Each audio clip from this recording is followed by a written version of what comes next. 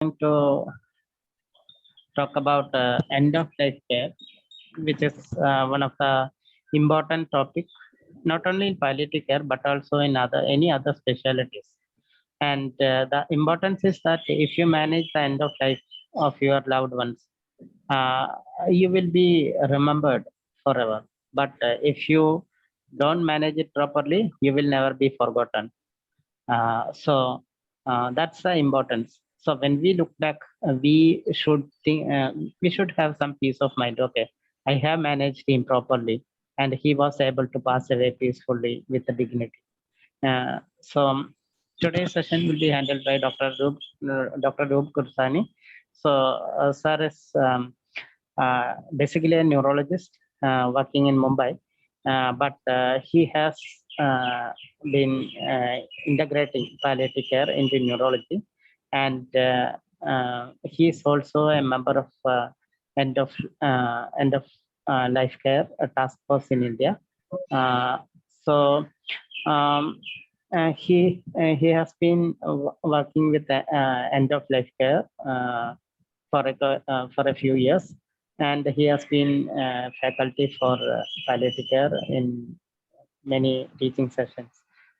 So welcome, sir, and it's over to you. Thank you. Right. So I'll start by sharing my screen. Is it visible? Yes, sir. Yes, sir. Visible, audible. Okay. So Yes. right. So let me start by thanking Pallium for having me again, and Dr. Sunil Kumar for hosting it again. And it's always a pleasure to connect with the audience that this uh, organization attracts. Right. So you've been told about the importance of end of life care, and it's important to realize that if it is not done well, nobody forgets it. I've put this as a citizen's perspective because it's not just for doctors, but it is important for all of us as citizens as well. And I'll begin by pointing out that we do look at quality of life. Governments look at quality of life, doctors look at quality of life, we look at well-being in terms of so many aspects. But do we look at quality of death? And what does it mean? It actually means a good life till the very end. And how do you manage it? The basic minimum is to minimize suffering. And if you can measure quality of death, then you can actually begin to work on improving it as well. So let us look at what it is like to be a citizen of the country that has the world's best quality of death, the United Kingdom. This is a patient who can expect palliative care at home, and admission to a hospice if needed, so that she could get an almost pain and symptom-free death. All the information she wants will be conveyed sensitively to her and her family with due regard to her autonomy and choices. Her values and wishes for end-of-life care will be discussed with the doctors and or trained counselors and will be recorded. If she is unable to communicate, then complex issues of ethics, law, and medicine will be addressed by a High Court bench of the UK in the best traditions of what is called parens patriae. And all these services are without any charge by public agencies. Also to point out that the UK does substantially better than other rich countries do. Now, when you look at end of life and palliative care, for people outside, people who have not been trained in it, they think all of palliative care is end of life care. That is not so. Palliative care starts with all serious health related suffering. But when hello, Sorry, somebody is. Yeah, you have to mute Can them. you mute, please? Yeah, and end of life care really begins when you have a defined prognosis for an individual of months to 1 year. Terminal care is a later part of that when the downhill trend has begun. And actively dying is days to hours based on physiological parameters and usually irreversible. So we define terminal illness as one from which recovery cannot be expected with the available treatment, and death is considered to be unavoidable in the foreseeable future. So, this is not a very precise definition, but it is the best that we have. Uh, End of life care is the approach to a terminally ill patient that shifts the focus to symptom control, comfort, quality of life, and quality of dying with support for the family. And treatments that are aimed at cure and or prolongation of life can be stopped. It's important to understand the trajectories of disease as they apply to the last stages. You will, of course, sorry, let me just, yeah. So these are the four classic trajectories that were pointed out way back in 2002 in this classic paper. Sudden death, obviously, well, you could be hit by a truck, a bomb, a bullet, a clot, whatever. And there is no need for hospice or palliative care because the story gets over. But then you have people who have a terminal illness almost at the point of diagnosis, like cancer. Not all cancers, there are enough cancers now that get cured, but there are cancers that stay stable for a long period of time. But once the tumor burden crosses a certain stage, they will inexorably go down. We call this the waterfall trajectory, and they will reach death at a fairly defined point in time. Then you have people who have organ failure, so heart, lung, kidney, liver failures. And these are patients who, as they begin this course, end up in crisis. They come into hospital in a crisis, never as good again, then go down again, then go down, and finally pass away in a crisis. Uh, then come individuals who are generally functioning at a decent level and undergo an event which, well, doesn't kill them, but makes them very, very poorly functioning. Now, you will understand that stroke and traumatic brain injury will do that even to young individuals. But might surprise you that in an elderly person, this may be something as vague as a hip fracture. After a bad hip fracture, delirium, post-operative complications, you will find individuals who are precipitously reduced to a dependent state. And this too is something that is permanent. And of course, you have people who are elderly who kind of gradually dwindle down. We call this frailty and dementia. And for them, death can be uh, a little difficult to identify the terminal stage, but we'll discuss that. So I'm going to frame this issue in the story of three patients. We'll take two patients first and then come back to the third. The first two patients are a retired businessman and a retired bureaucrat. The retired businessman, 76 years old, lived in Mumbai with his wife, very socially active, uh, daily walk, everything, having a good retired life. His only daughter was in the US, and in June 2016, he got intermittent constipation, went for a colonoscopy, which picked up a growth which was moderately differentiated adenocarcinoma. And as always, the gastroenterologist brushed his hands off and said, send the reports to the family physician and said, please make a referral to oncologist or oncosurgeon. What about the bureaucrat? Again, fairly active social life, but in June 2014, started to complain of forgetfulness and a diagnosis of early dementia was made. Started on medication. And he himself asked the neurologist, ab kya hoga? There was no meaningful discussion. Till then, he had been working about 2 years before this, really active. Multiple NGOs, resigned from each of them because he realized that something was going wrong.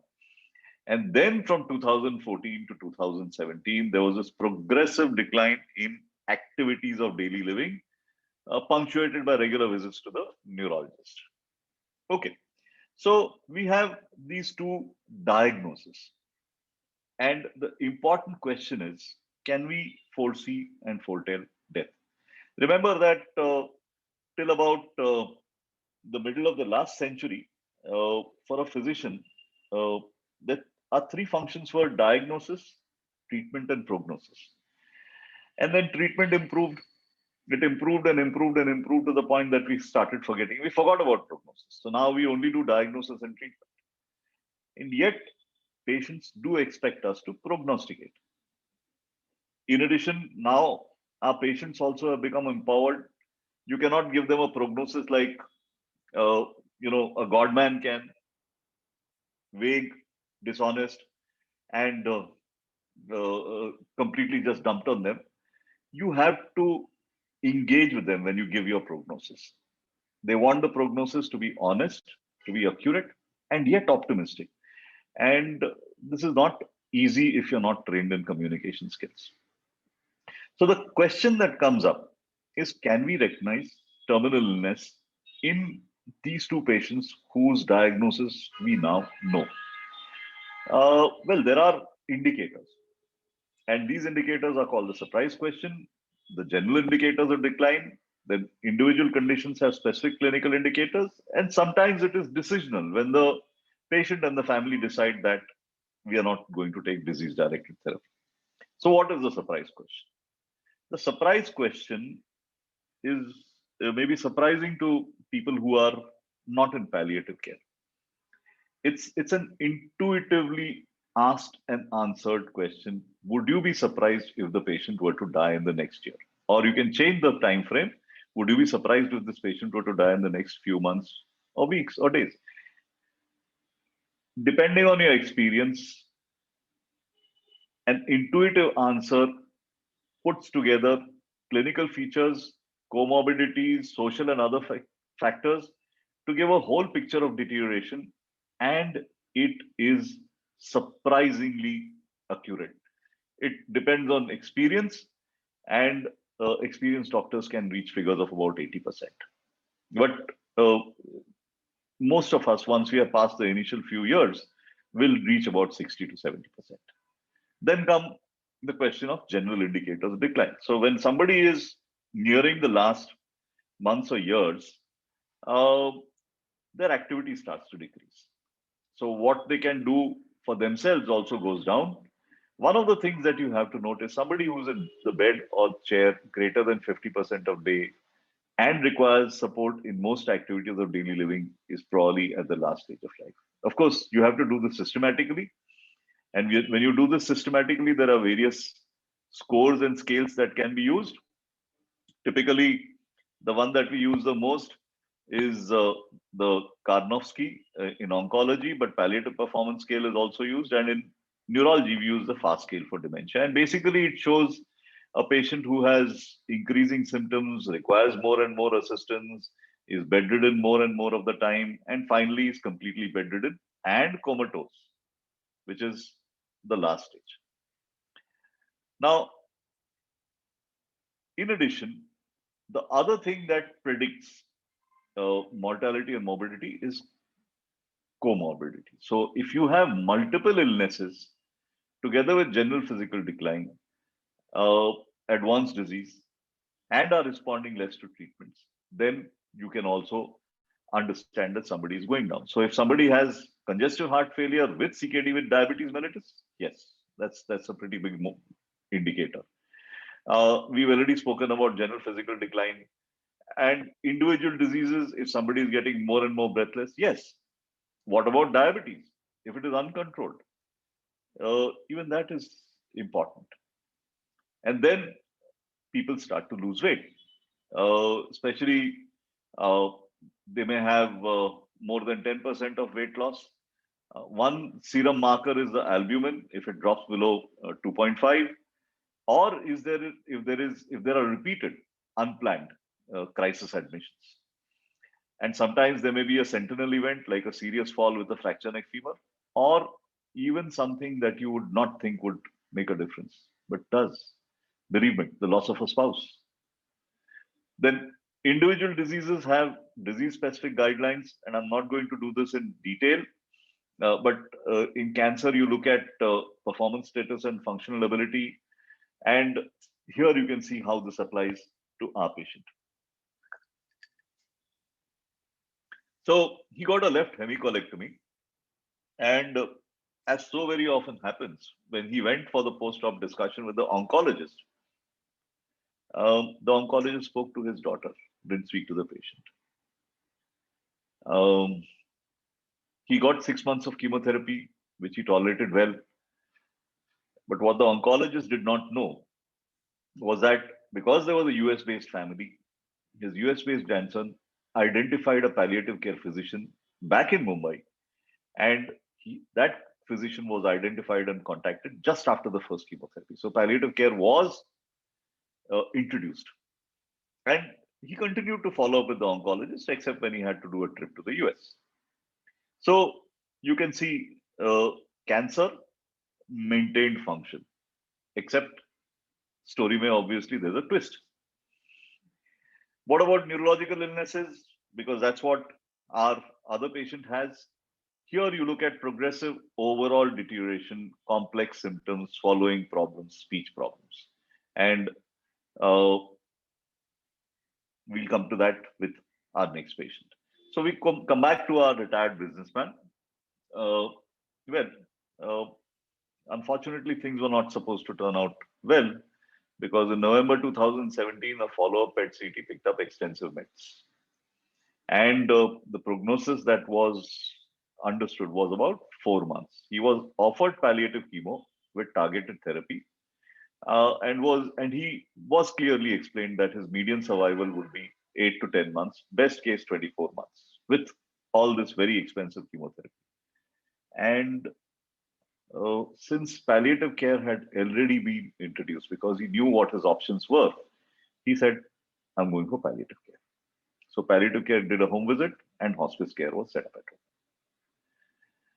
So we leave the businessman with cancer story at that point, and come to our other patient, the patient with dementia. And here you would think that this is a gentleman who would go on and on and on.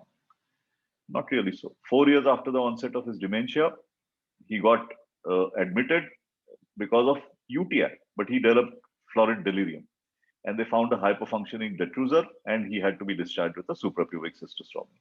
And he had deteriorated substantially after this episode, so that he required supervision for basic activities, meaning even for bathing, wearing his clothes, toilet. He needed help, but he could walk around the house. Conversation was pretty limited. He was saying only a few words now. And now the wife asked the neurologist, "Ab kya hoga?" And the neurologist said, "This is expected, old age." In December of 2018, he got hyponatremia, was treated, and after this episode, he remained bedbound, nearly mute, and now was completely dependent. So, if you look at the prediction of 1 year mortality in these two individuals, just think about it. Uh, you have uh, you have scores that are available from various sites, which can give you actual numbers. And numbers are important because um, families, even us as doctors, we need these numbers to make sense out of what is happening. So if you look at my patient with dementia, male sex, one, needs assistance with all ADLs, five, so 6 points. I don't think I mentioned it, but his serum albumin had already dropped, so he had another 2 points. He had about 8 points. Anybody who has more than 6 points has a 1 year mortality in excess of 60%. And if you look at 1 year of 60%, then in the second year it will be 60% of 40%, and so on. So you are going to look at somebody who's not going to survive more than about 3 years from this point on. Now, do we tell our patients and their families these stories? Look at our two patients. The cancer patient, well in command of his faculties, in touch with palliative care, knows what is happening. My patient with dementia, unfortunately, well, he could have been told what would happen, but he was not, and now he has no way of controlling anything. So before the middle of the 20th century, as I told you, diagnosis, therapeutics, and prognosis were equally important.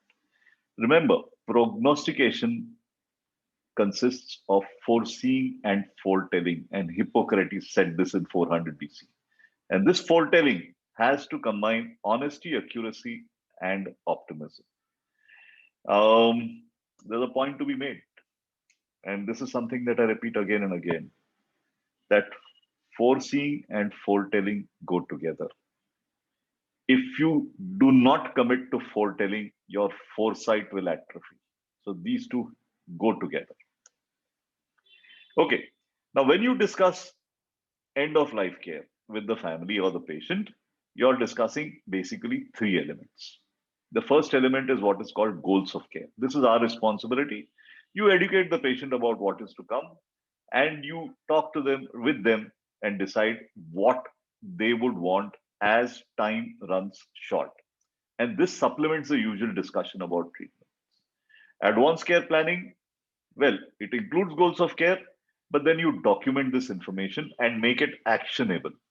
So, this actionable part means that you choose what treatments you will want and what you will not want, and you choose a proxy decision maker, because at the end of life, most of us aren't going to be able to speak. And shared decision making means that these decisions are made together by the patient or family and the clinician, so that these are appropriate decisions for the individual concerned. It's not enough to be medically right, it's important to be right for that individual patient. If you do advanced care planning right, it actually improves the patient's quality of life because they get a sense of control. It reduces burden, conflict, stress, anxiety in surviving family members because they know they've done what is right. And it reduces unwanted medical interventions and so on at the end of life. The challenges for the patient is, well, they may not, they may find it difficult to discuss the idea of death. And for us, it's basically lack of time and lack of skill. Uh, Now, in the chat box, I'd like you to answer this. Which of these processes is possible, legal, valid in India today? And we'll discuss this a little later. We come back to the retired bureaucrat. Okay. So we've come to end 2018 with him. In 2019, beginning of 2019, he got status epilepticus and he came into the hospital. These recurrent seizures going on since about 4 hours. He got intubated, he got treated with levetiracetam phenytoin, and the seizure stopped. There was no obvious metabolic cause, so it was thought that this was related to the dementia. He came off the ventilator, but his airway was, I mean, he was retaining secretions a bit. So tracheostomy was done on day 8. And then after that, there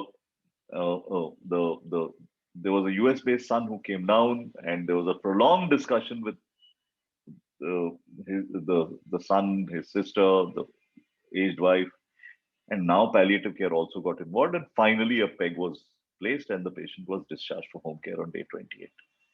On discharge, he was unresponsive. He was effectively in the vegetative state. And the US-based son said, "Could we not have involved palliative care earlier?" Eventually, of course, he went home to be looked after by his 82-year-old wife and developed bed sores. Finally, in March, vomited, became breathless, and stopped breathing and died. So, what happened to our other patient? You heard one story, which I don't think went well. This other story. So, in April, our man had a prolonged discussion with the palliative care team together. His wife, his daughter, and grandson participated from the US. The grandson could actually just join a new job, asked for and got 2 months leave because he knew this was a time frame. And he flew to Mumbai to take care of his Nana, who was now in bed most of the time. They made the advanced care planning documents. Somebody needs to mute, please. And palliative care team discussed anticipatory grief with all of them. By the next month, he was completely bedridden, appetite down to occasional mouthfuls. The daughter had been told that she would need to come in. She flew in, and literally he waited until she was home, and he passed away the next day. So think about it. I mean, actually, there's not much to think about here. Which of our patients got the better quality of death, and why? You can answer that in the chat box. Should I take a few questions now. If anybody has, Dr. Sunil, are you monitoring the chat box? Yeah. There is nothing. Okay. Nothing has So, come yet. okay, I'll go on, and we'll take questions later. Okay. So, what I've described is effectively terminal care, and we will now come to the period of the last phase of that. So, first, let me define active dying. Is these are the hours or days preceding death during which time the patient's physiological functions wane. There's less urine output, eating goes down, they become less conscious, and you need to prepare the family and caregivers for the natural process of dying. Care should be multidisciplinary and holistic, should look after everything, and it extends to after death care and bereavement support also. And at this point, I'd like you to try and imagine your own death scene, maybe the death of somebody close to you. You can remember that. And let me see if that points out something to you. So let me now introduce you to this third patient, whose death, well, it's just somebody close to me, so I witnessed everything. She was 79 years, female, and she had very bad diabetes. A little frail, but otherwise active and pretty much intelligent and strong-headed and everything. And then, in about the same time as those two gentlemen, she developed multiple skin abscesses, and they just would not settle. She had to be admitted twice for intravenous antibiotics, and finally, when we ran out of antibiotics, she was discharged for home care with daily dressings and pain control. And this went on for uh, a good 2.5 months. Then by September, her activities began to reduce. She was in bed most of the time. She needed help with all basic activities of daily living. This progressively happened, began to require help with bathing, toileting, dressing, and she didn't like it because she was a very dignified lady. But except for feeding, she really couldn't do anything. Her appetite reduced, her intake of food and water reduced. And again, this went on for almost 2 months. Then in the second week of November, remember that at the beginning of the week itself, she got confused, a little restless. She could not turn over easily, needed to be turned over, and then would get pain. Her hands and feet were cold. She became incontinent. And 3 days later, she stopped speaking. The day she stopped speaking, she stopped breathing later the same day. So, remember that the process of active dying can happen to any patient, any diagnosis. What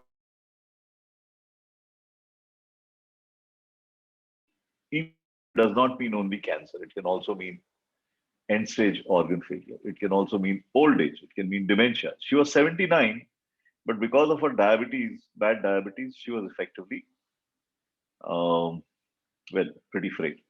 Am I audible? Hello? Yes, you are audible. Okay. Okay. Yeah. So, uh, so how do you know that somebody like this is approaching death? One is a surprise question. And frankly, if you look at this, when she was discharged for home care and when she started to reduce activities, the intuitive question was already answerable. So were the general indicators of decline. But the most important was also decisional, because this was a point at which she herself said that she would no longer go back to hospital. So, want to be in hospital. So that's the decisional part of it. Three, mortality was now around the corner. As we said, terminal illness can be identified when somebody has repeated admissions, needs daily care, there's an increasing burden of symptoms.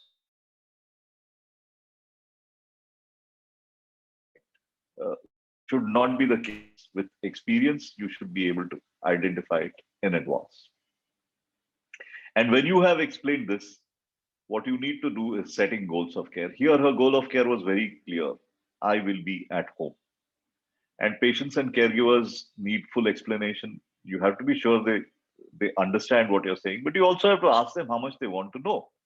Like this old lady did not want to know the details, but she just said, "I don't want to go to the hospital." We uh, we didn't really discuss this further. We asked her if she required uh, pain medication. That also she did not want because she wanted to be lucid throughout. And the only thing she was sure about was place of care. And that is really one of the key decisions that patients and families make. Uh, when she reached the stage at which her activities declined below 50%, needing help with all the activities of daily living, this was the initial phase which we call pre-active dying. And active dying is something that really we define or identify only clinically. Purely clinical signs and symptoms. These appear months to weeks before death with decreased ambulation, withdrawal for family and friends, decreased oral intake, occasional incontinence, and weight loss. In weeks to days, they will have episodes of confusion or delirium. The blood pressure starts to go down, pulse decreases, there's increasing drowsiness, decreased oral intake, and then they're completely confined to bed with reduced communication. And days to hours before death, consciousness finally goes down, breathing becomes irregular. You can get the Chine-Stokes kind of respiration, and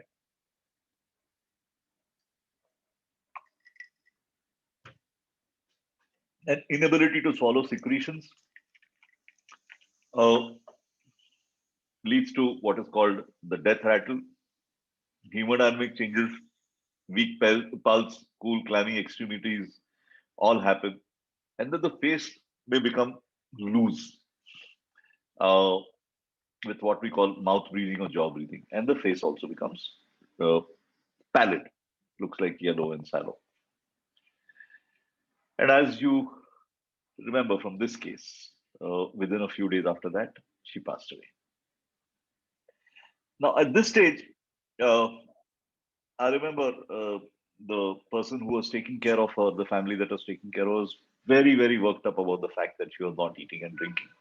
And it needed to be explained to them that it was actually the body shutting down and intake going down, not the other way around. Total fluid requirement declines to about 1 liter per day. That is the bare minimum. And if needed, you can give it subcutaneously. We do not put in RISE tube because all that you get is discomfort without any reduction of the risk of aspiration. Uh, somebody needs to mute. Okay. So we do not recommend IV fluids because the risk of pulmonary edema is high. And ideally, you do hand feeding of feeding with a spoon. And that has a very small aspiration risk. This is clear from literature that feeding tubes do not enhance survival or quality of life at the end of life because they are associated with agitation. You need to tie these patients down, and with that, they get worsening pressure ulcers. And they do not reduce the risk of aspiration or pneumonia. So it is now feeding tubes are completely contraindicated. But you do need to control symptoms. So you can control symptoms like pain, basically depending on what is required. For breathlessness, medications like morphine and lorazepam help to control air hunger. We usually do not give oxygen. We try other non-pharmacological measures such as fanning the face, sitting up and stroking on the back, and so on. If a patient gets anxious, restless, confused, then first look for causes like pain and a full bladder. If the bladder is full, then you must catheterize. And if nothing is found, then medications like haloperidol and diazepam can be used. But again, you avoid restraints. Uh, Constipation can also produce the same symptoms. You review all the medications, stop all medications that are not required for symptom control, except a few that may be continued, and they can be given subcutaneously. Uh, Oral care is important. One is the death rattle that is due to collected secretions in the back of the throat. Do not cause discomfort to the patient, but more to the relatives who tend to get worried that the patient is choking. You have to explain to caregivers that it doesn't cause distress, and you try non-drug measures. Position the patient with the head a little down, on the side and the head a little down, and remove secretions from the angle of mouth using a finger wrapped in a gauze by hooking and swiping. Do not use suction. Suction is painful, irritating. It traumatizes as it is deteriorating oral mucosa. And you can ask you can use glycopyrrolate or atropine and so on. And then obviously you're preparing for the end. There are two specific events at the end. Of course, if you remember, our three patients, they passed away relatively quietly. But there are two types of death that can be extremely dramatic, and the families need to be prepared for it. One is somebody who dies with fits. Now, when somebody dies with fits, obviously they will get, there are patients who have neuro cases, but also even other illnesses. The first thing is you prevent harm. Do not force objects into the mouth. We use subcutaneous midazolam or standard anti-epileptic drugs. And if the decision is to keep the patient at home, actually the seizures eventually fade away because the body gets tired and the patient will become quiet and stop moving and finally pass away. The other dramatic event is called a blowout hemorrhage. This occurs with oral malignancy because the neck arteries get infiltrated, and this is something that you must discuss in advance with caregivers. Bleeding can begin from the mouth or sometimes directly from the side, and it rapidly grows, and the patient obviously gets exsanguinated. Now, you need to apply steady pressure with dark towels, preferably green, so that the blood color doesn't show up, and sedate the patient quickly with midazolam so that the patient is not also brought into anxiety because that, and usually they pass away within hours. Typically, this is a palliative care emergency. So, if there's a palliative care team, they will wait there till it ends. Remember that the family may be suffering as much and maybe even more than the patient. So you have to address their social, spiritual, religious needs and uh, involve the doctor there. Now, when you confirm death at home, introduce yourself. The family may or may not remain present while you're doing this. Wash hands, confirm identity, watch for signs of life, response, feel for pulse, document, and see that you documented this correctly. Uh, After death, a bereavement visit is important. If you are a palliative care team, then unused opioids have to be collected back, and the family needs support to handle grief. Remember, normal grief lasts up to 6 months, and it has a wave character. There are days, hours, days when it is intense, and then it fades, and then it picks up again, then it fades, and gradually the waves get smaller and smaller, and they pass off. Occasional patients will continue to be in this state of complicated grief, and they need psychiatric help. So, I'm going to stop at this point to make the point that terminal illness can be identified. The focus has to shift to symptom control, comfort, and quality of life for the patient and family. Active dying phase must be recognized, and the family must be prepared for the patient's death. And family support begins before death and continues afterwards as well. I will stop at this point. I think we have a case presentation and questions. Yeah, there are some comments in the chat that you asked are we about going to do- which patient had more quality of life. So the businessman had more quality of life. That's what Yeah, they have written. yeah, obviously. So they got that. Right. So I have stopped sharing, and are we going to take the case first and then go on to Questions are first, and then we will go on to the patient's story. okay?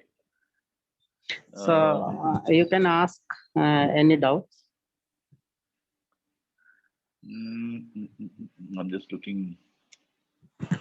The businessman got the, yes, that's correct. Goal of quality. Yeah. So It was not okay. So Anita Chandra said that the patient with cancer had a better end of life, and it was basically due to palliative care. I don't think so. It was palliative care obviously enabled it, but it was because the patient took charge and could take charge. Palliative care enables that. He himself took charge of his last days. He and his family took charge of his last days. The next is subacute. Yeah, you already answered that. Right. So I think that's the last of the chat questions or comments.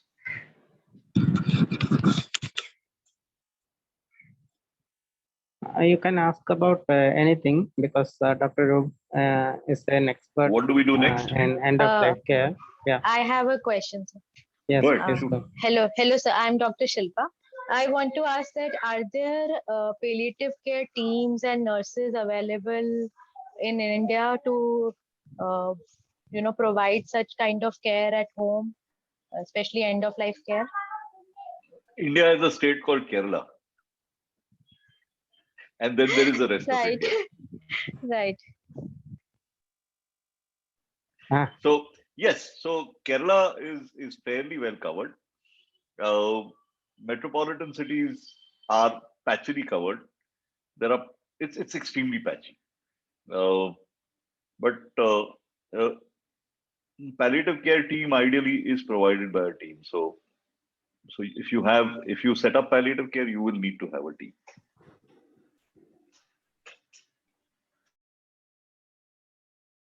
Right, sir. Any other So questions? because whenever the patients go to even a metropolitan city, most of the doctors and the specialists don't understand these palliative care aspects of.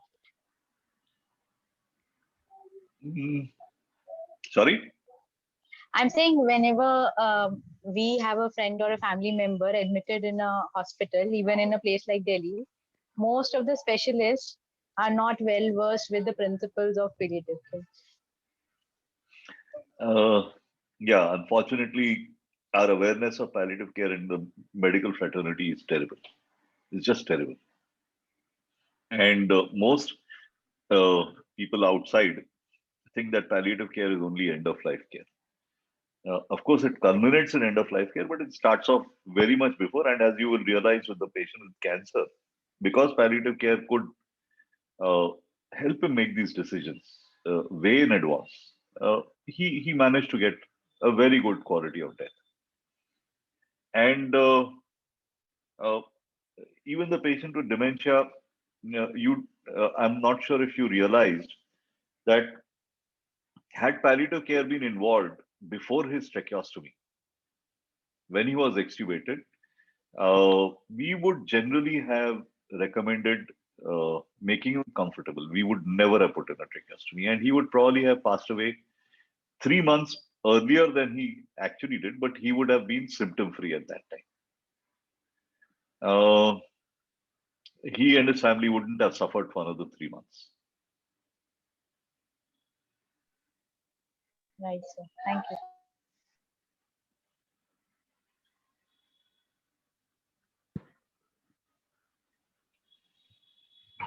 Okay. Do you have any questions on the legal aspects of dying or something like that? I asked a question. I said, goals of care, advanced care planning, how much of it is legal, valid, possible? Nobody answered that. Sir, that question went up very fast. I could not comprehend the question. Can you please flash Okay. it again? Okay. This is post-lunch time, so our comprehension levels go down. Okay. It's this. Only over I haven't.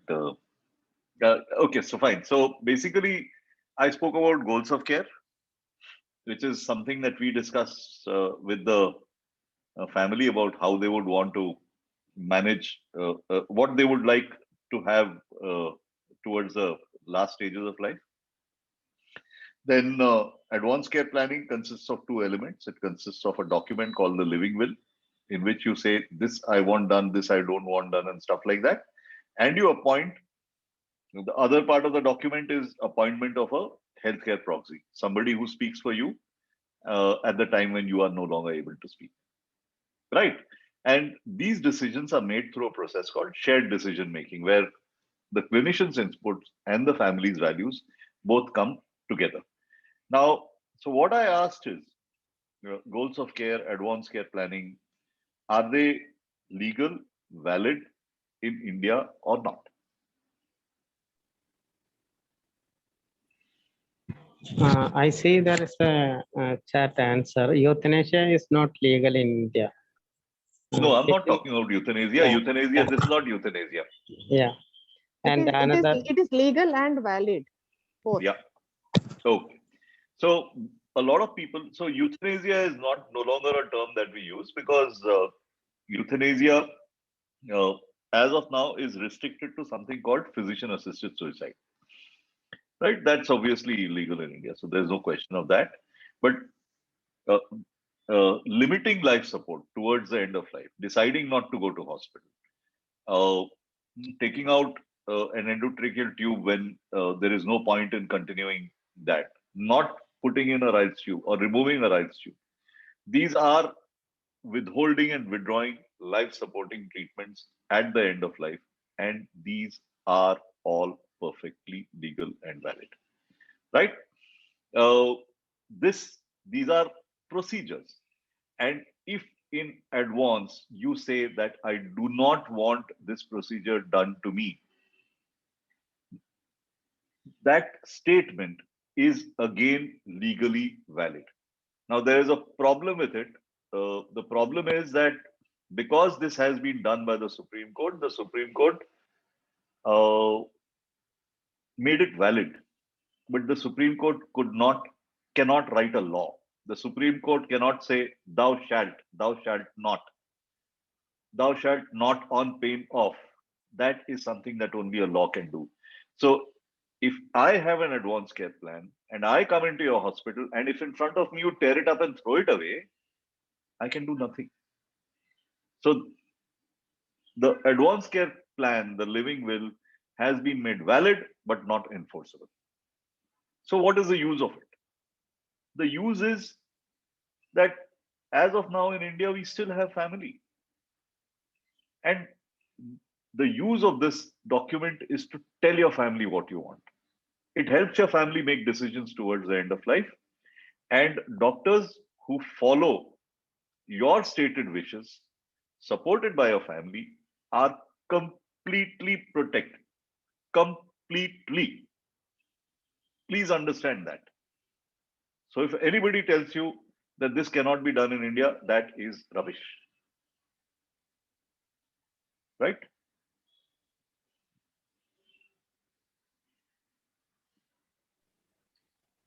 Sir, how do we document these discussions that we have done with the family? Right. So the advanced care plan, the basic form is available on the Pallium India website. If you just type in living will, you'll get it there. It's there on the website. But this is the one that we prepared for India. And that document is fairly easy to use. It has FAQs also for the family. You can just complete that. Thank you, And it needs, there is a little, again, that wrinkle, as I said, the Supreme Court said that it needs to be countersigned by a judicial magistrate first class. Unfortunately, they forgot to pass orders. So if you take it to any judicial magistrate first class, they will promptly hand it back to you and say, I don't know anything about this. Right? So worldwide, all that is required is 2 witnesses, which is also required in our document. But our document has 2 witnesses per plus a judicial magistrate first class. We suggest that you make it properly with the instructions that are given with the 2 witnesses. If you can, if you are, say, a lawyer or somebody who can access a judicial magistrate first class, get it signed in front of a JMFC.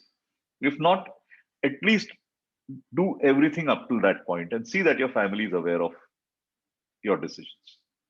That's I believe that is more than enough. Sir, I have a question. Now, Yeah. I'm a patient. I'm an old person. I don't have any disease as of yet, but I want to give my advance directive. I'm just old, say 80 or 85, no comorbids, and a family who's willing to follow my instructions. So I write down a living will. So I want to know, suppose I do not know if I have some sudden illness and I land up on a ventilator, how do I give instruction? How many days ventilator to continue? So I am not sure. I want to, I mean, suppose it's a reversible disease like say pneumonia or something from which I'm going to come out. I don't mind having a ventilator for say for 5 days or 10 days. So Yeah. what kind of decision can I write in advance? I don't know. Yeah, so that's a very good question, and that's why that was one of the problems with the living will, because the living will really cannot cover all eventualities. So that is why you have to appoint healthcare proxies, and the healthcare proxies ideally should be at least three, so that at least one is there at that time. They are not a committee. You put them down in sequence: 1, 2, 3. So if one is not available, two will come in. If two is not available, three will come in, and they take the decision on the spot based on your discussion with them, based on your instructions. And what you are talking about is a time limited trial of ICU therapy, which is perfectly valid. Typically, the maximum duration is 5 days. I mean, stretchable to 7 days. But in somebody in the late 80s, if they have not turned around in 5 days, then it is unlikely that they will. So typically, we keep a period. The time limited ICU trial is 3 to 5 days, stretchable to 7 days max. And these decisions are then, they have to be taken by a designated healthcare proxy or a surrogate. I mean, it's also called a surrogate decision maker. And both. So that's why when the original living wills were made, it was soon realized that this was a defect. And that's why the combination of living will plus healthcare proxy is now called advanced medical directive. So that's a combined document. Sir, in a further question to you, what you said just now, this healthcare proxies, 3 people are 3 doctors, right? If I get No, it no, correct. no, no, no, no, no, no. Not in the least. 3 family members? They can be anyone. They could be friends, anyone. They have to be adults. They Okay. should not have a conflict of interest. I mean, in India, it's still not documented, but in the US, they have to be people who do not, in a sense, benefit from your will or do not. I mean, ideally, they're also not supposed to be the doctor taking care of you and so on and so forth. But they do not have to be related to you, and they certainly have. There's no need for them to be medical people. They just have to be Do we sensible bring them? people. Do I bring all 3 of them together and talk to them or separately? That's up to you. No? I mean, as long as everybody is aware of what your wishes are, I mean, that's more than enough. I mean, if you say very clearly that I don't want to be kept on a ventilator longer than 3 days, finish. But you decide. If you think that if the doctor says that this is something that is not going to be cured or get better, then don't put me on the ventilator at all. But somebody has to stand there and make that decision, and also make sure that the doctor knows that this is a documented decision.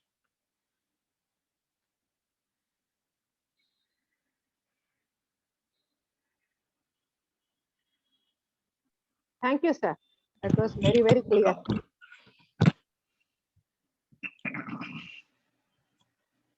Any more questions?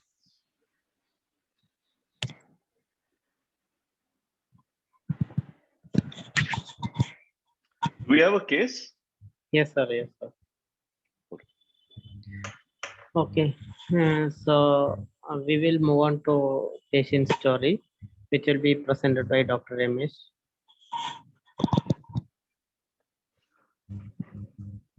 Dr. Ramesh, you can start.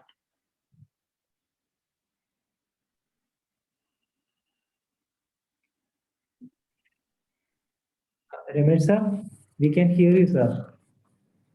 Yeah.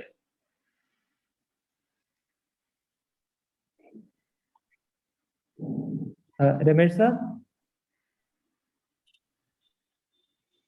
we can hear you, sir.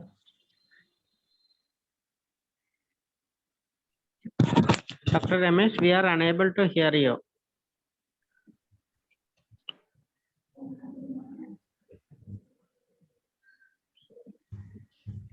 No, we are unable to hear you. Can you remove the headphone and speak?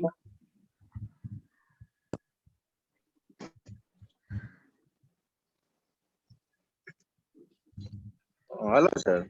Yeah, now you are audible. Probably a loose connection between the headphone and the system. My name is Dr. Ramesh Kumar Musadia, Medical Officer, Government Hospital, Ahmedabad, Gujarat. Patient details is patient age is 49 years old, male, and diagnosed as advanced tongue malignancy with end of life care. Presentation complaint was cough with recurrent breathlessness, difficult to open mouth, submandibular fistula with dribbling saliva, weight loss, and patient do not want more treatment. The history of the illness was patient complaint of the ulcer on tongue, 3 months, progressive, painless, diagnosed. Patient was taking gutka chewing since 10 years. After primary treatment, diagnosed as a squamous cell carcinoma. Patient taken all the anti-cancer treatment, including 6 cycles of chemotherapy and 33 doses of radiotherapy. Post-radiotherapy, healed and fibrotic wound surrounding neck, difficulty in taking oral medicine and food. So inserted RT for better nutrition and oral medication. But healed and fibrotic wound rupture, submandibular and salivation start from orocutaneous fistula. Patient already completed 6 cycle chemotherapy, 33 doses of radiotherapy. Now doctor refused for more chemotherapy and advised family for palliative care treatment at home. No hope of cure. Riles tube was inserted by Onco Hospital for better nutrition. On examination, patient there was the loss of the weight from 69 kg to 39 kg. Fully conscious, well oriented. Vital was normal except respiratory rate was more than 26 per minute. Rise to in right side face swollen, submanual lymph node enlarged, firm, hard, non-tendon. Big submanual orocutaneous fistula deep with dribbling saliva, infection was present. Mouth opening only one finger with inserted RT feeding tube. Systemic examination was normal except bilateral basal crepes. Treatment and significant investigation. After completion of the chemotherapy and radiotherapy, treatment was stopped by Onco Hospital and advised family for palliative care at home. Also treatment medication given at home based by RT route.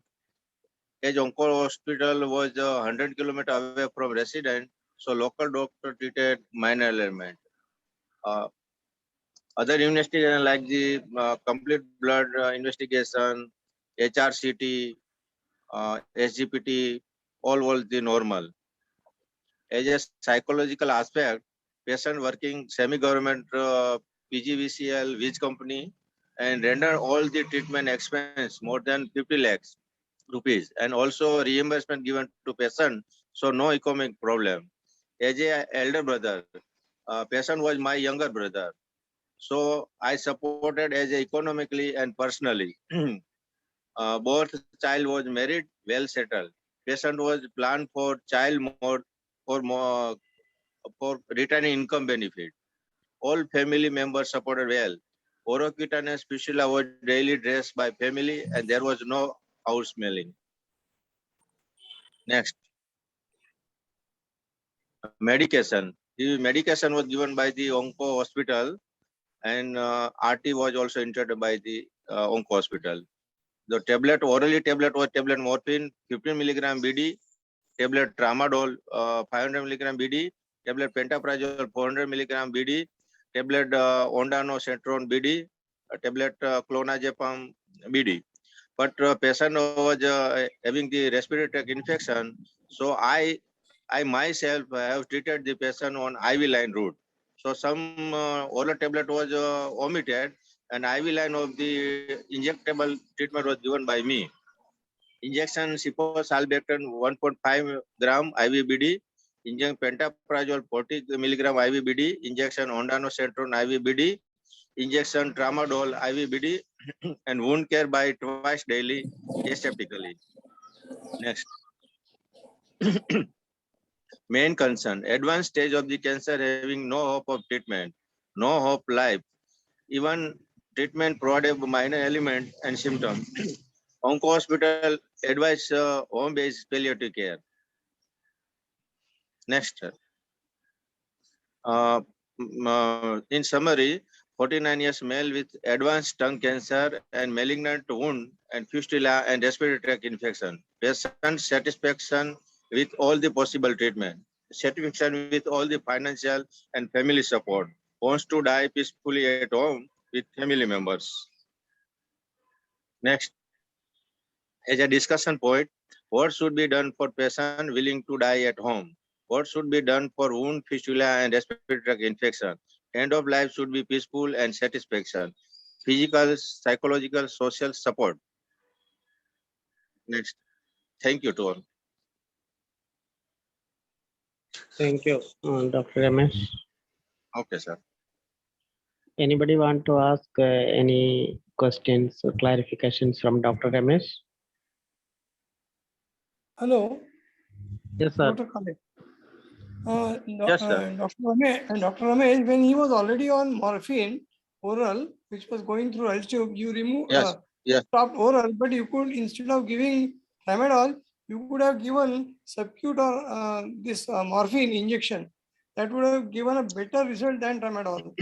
Morphine always, Sir, yes, morphine is always yes, better yes, than both. tramadol. But sir, already there was inserts on the Ryle's tube. So some medication was given orally, and as a doctor, I have also administered a drug, IV administration, No, like the you said- salbutamol. Instead of tramadol, morphine is much better than tramadol in end of life care. Yes, sir, It has- but that was given by the IV oral route. But by, that was the dose was inadequate. The dose was inadequate. BD morphine is never given BD. It's 4-hourly always. So it should But be either sir, corrected. but sir, this treatment was started by the oncologist, by the onco hospital. So there was no more complaint of the pain, and the patient was satisfaction with this treatment. So I started BD, 15 milligram sir. BD. So That there was you are no right, changes. but- Yeah, yeah. but- So I think we have, Dr. Kale, we've got the point. Yeah, Dr. Kale, Hey, we've got the point. Sir, I, can I continue? Can I continue? sure, Yes, go ahead. yes. Yeah. With our knowledge, whatever we have been learning now for last 3 months, because whatever onco-physicians they are not trained enough for palliative care. That is very sure. And that's why whatever we learned all these months, because I am utilizing that. Whatever they say, we don't Correct. bother about that. Because when the patient comes to me, I am working in a hospice. So I take a decision and I use morphine 4-hourly only. And in between, I take help of Dr. Sunil Kumar from time to time, and he also guides me. So morphine has to be given 4-hourly, and my patients But- are all satisfied. Correct. That But is So I sir, think- but as advised by the onco hospital, patient was have control Yeah, the yeah. pain symptoms. So why should can we move on to- change the treatment? Can we move on? Can we move on? Well, the basic Yeah. question, did the patient have any pain is my basic question. And if he had, Patient, what was the scale of pain on 0 to 10? There was already patient on the morphine and tramadol, so there was no complaint of the pain. So I have not changed the treatment regime as given by the onco hospital. When there is Okay. no pain, why give morphine and tramadol is my question. But pain was controlled by this treatment. So as Okay. a palliative care, we have not changed. We should move on from the pain management part of it and go on to the other question that Dr. Musadi has asked, and that is, what do we do about the wound fistula and what do we do about the Wright's tube? Sorry, RTI is Wright's tube or? Respiratory tract infection. Oh, okay, so aspiration and RTI. So wound fistula, does anybody have any suggestions, options?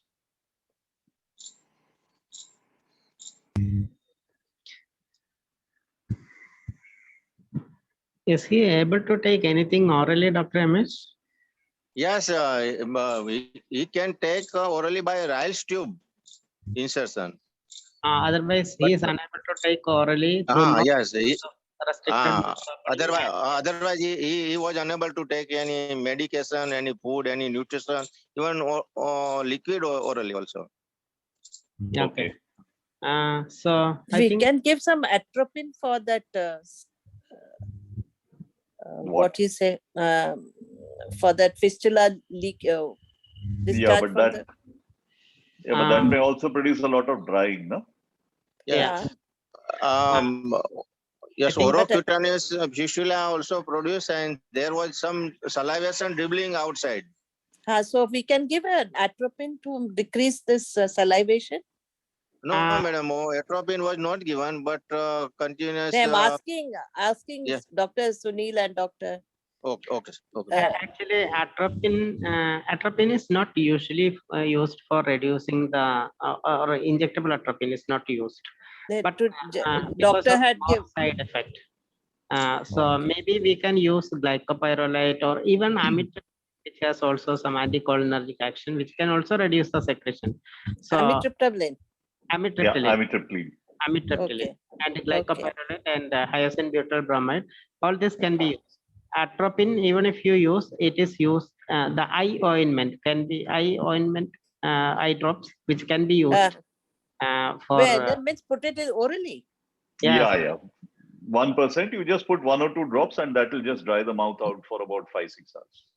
Okay, that's a good idea. Yeah, Is there any but we possibility of putting repeated dressings at the fistula or maybe putting drainage?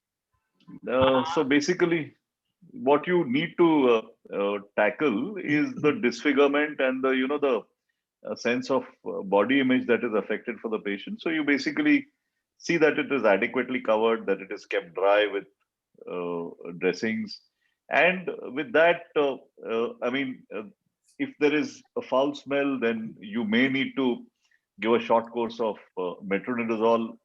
But with all of that, the important thing is to make the patient socially still possible to engage socially while this is going on. One of the important is the fistula we may not be able to cure, but we will be able to keep it clean. So mouth care is very important. Even in this patient, in addition to fistula, he also has restricted mouth opening, which makes the the cleaning is very important. Oral hygiene is very important.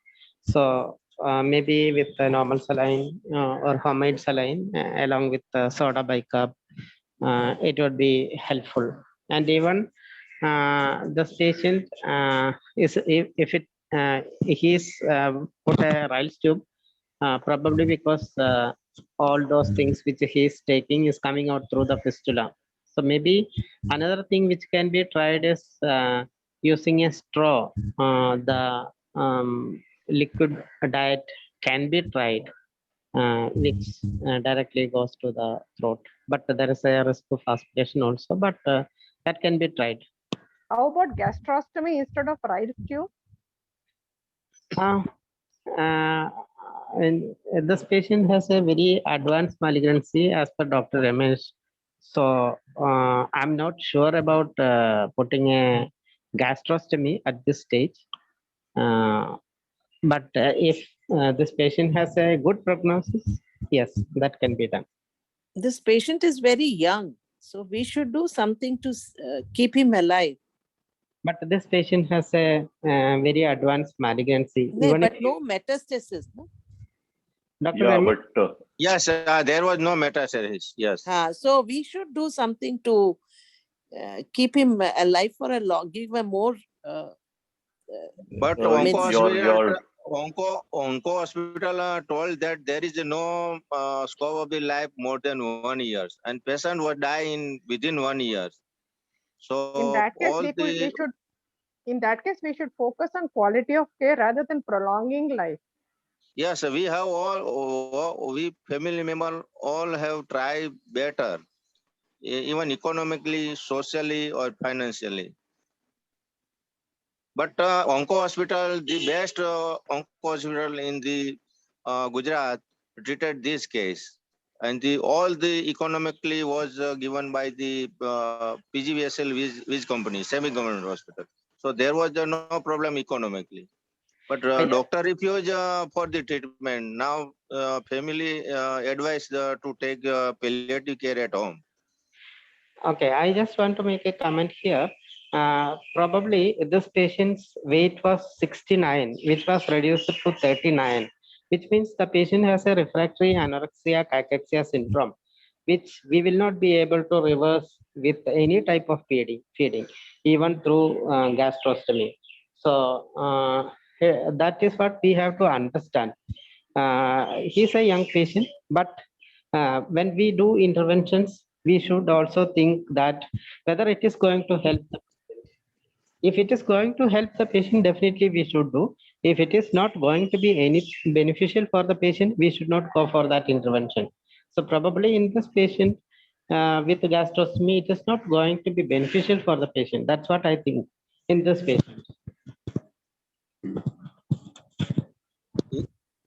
Initially, doctor also refused for operation also. This case is non-operable. Mm-hmm. So we treated the anti-cancerous treatment and radiotherapy, chemotherapy, etc. Dr. Ramesh has also asked a question about what should be done for the patient who is filling and die at home. What are the Yes, arrangements? patient has also arranged for all the retirement income for family, and he was also satisfaction for the treatment. He was also satisfied with the family support, emotional support, and so there was no any unhappiness regarding to treatment and uh, family support. Okay, Roop sir, do you want to comment on that? No, I think the fact that that the prognosis had been discussed with the patient and the family, and that everybody had come together on this, I think that's pretty positive. I mean, the fact that he made his financial arrangements also, in a sense,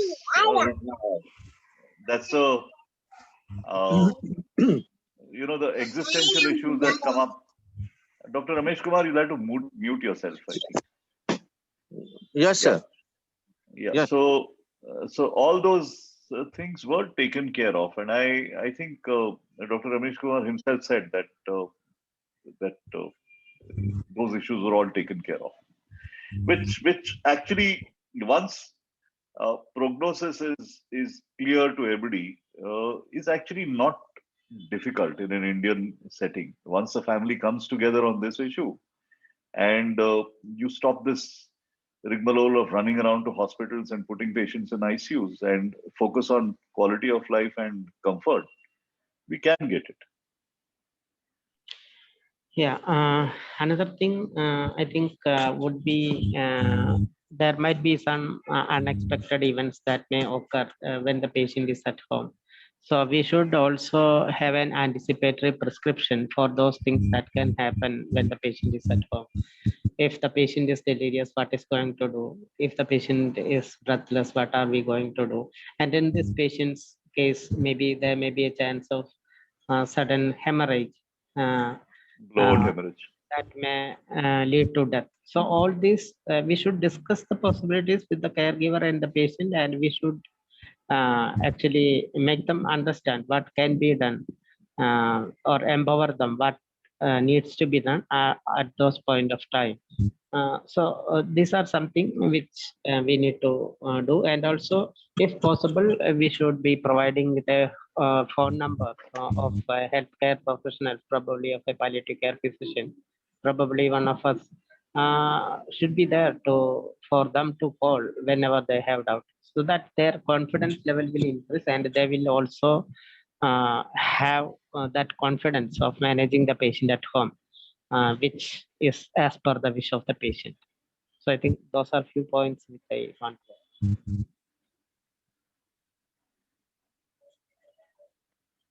Anybody else has any more comments? No, I think we are done.